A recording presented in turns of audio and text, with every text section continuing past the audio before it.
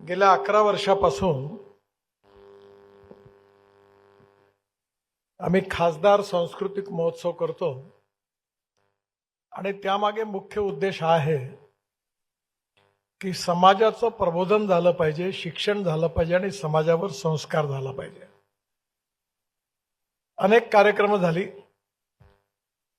ज्यामध्ये गजानन महाराजांच्या जीवनावरचं पण नाटक या कार्यक्रमात झालं.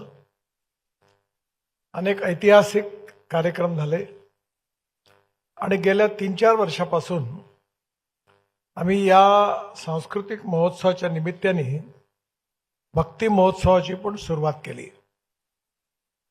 आणि या भक्ती महोत्सवामध्ये देखील खूप रिस्पॉन्स मिळाला. रोज सकाळी 6:30 वाजता कधी 5,000, कधी 8,000, कधी 10,000 लोक एकत्रित होतात आणि त्या ठिकाणी गजानन महाराजांच्या पोथीचं देखील त्या ठिकाणी पठण झालं. दररोज नवीन नवीन विषय असतो आणि त्यावर अनेक भक्त भाग घेत असतात आणि त्यावेळी स्वाभाविकपणे हे कार्यक्रम करत असताना 3 गोष्टी खूप चांगल्या घडल्या. आम्ही असं ठरवलं की रामदास स्वामींचे मनाचे श्लोक आणि वंदे मातरम हे 30,000 विद्यार्थ्यांनी एका वेळी एकाच मैदानावर गाण्याचा कार्यक्रम झाला आणि तो Guinness book of world record झाला. मग मागच्या वर्षी म्हणजे या वर्षी आता भगवद्गीतेचे 3 अध्याय एकाच वेळी 53,000 विद्यार्थिनींनी त्याचं पठण केलं आणि यावर्षी आमचा संकल्प आहे की साधारणतः 1,00,000 मुलांनी संपूर्ण भगवद्गीतेचं पठण करावं असा प्रयत्न आहे. जयप्रकाश गुप्ताजी, अविनाश घोषे हे सगळं सांस्कृतिक महोत्सवाचं काम करतात, उपस्थित आहे त्या ठिकाणी.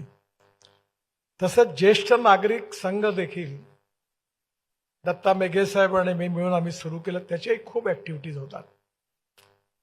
त्या ठिकाणी अनेक ज्येष्ठ नागरिकांकरता सांस्कृतिक कार्यक्रम होतात, स्पर्धा होतात आणि आम्ही इथे विशेषतः समाजामध्ये ज्येष्ठ नागरिकांकरता शेगाव असेल, आजनगाव असेल किंवा माहूर असेल किंवा अंबोरा असेल, धापेवाडा आदासा असेल, अशा आम्ही इलेक्ट्रिक बसेसमधून ज्येष्ठ नागरिकांचा फुकट प्रवास करतो. सुधाकर कोळेंचं नाव घ्यायला विसरलं आणि त्याचा आतापर्यंत लाखो लोकांनी फायदा घेतला की जेणेकरून समाजामध्ये आपल्या इथले जे ज्येष्ठ नागरिक आहेत त्यांच्या जीवनात आनंद निर्माण व्हावा. राजू मिश्रा आणि डॉक्टर उगेमुगे इथे उपस्थित आहेत. ते सगळे या कार्यक्रमामध्ये खूप मोठं आयोजन करतात. मग भजन स्पर्धा आम्ही घ्यायला सुरुवात केली आणि यावेळी 8,780 बराड पांडे आहे का डॉक्टर इथे? कुठे आहे? हा, तो आहे. यावेळी किती? 13,000 लोकांनी या भजनात महिलांनी भाग घेतला, केवळ महिलांनी. मग माझ्या मनामध्ये आलं की आता समाजामध्ये अनेक वाईट प्रवृत्ती देखील वाढत आहेत आणि म्हणून आपण मोठ्या प्रमाणावर भजनाचा छंद नवीन पिढीला निर्माण झाला पाहिजे म्हणून 5,000 भजन मंडळींना आम्ही तबला पेटी दिली की जेणेकरून त्यांनी भजन म्हणावी. मला अतिशय आनंद आहे की यावेळी तुकडोजी महाराजांच्या भजनाच्या खंजिरी स्पर्धा याच हॉलमध्ये झाली आणि त्यामध्ये पण जवळपास 5,000पेक्षा जास्त लोकांनी विदर्भात भाग घेतला आणि त्यांना या ठिकाणी बक्षीसही मिळाली आणि अतिशय मोठं आयोजन झालं.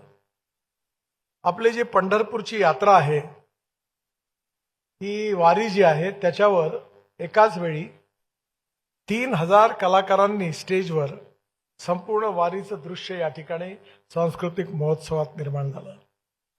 एकीकडे भारतातले उत्कृष्ट गायक असतील, फिल्म अभिनेते असतील, यांचे जसं कार्यक्रम झालं तसं लोकांचं प्रबोधन झालं पाहिजे, प्रशिक्षण झालं पाहिजे, संस्कार झाले पाहिजे, ही त्यामागे मुख्य भावना होती.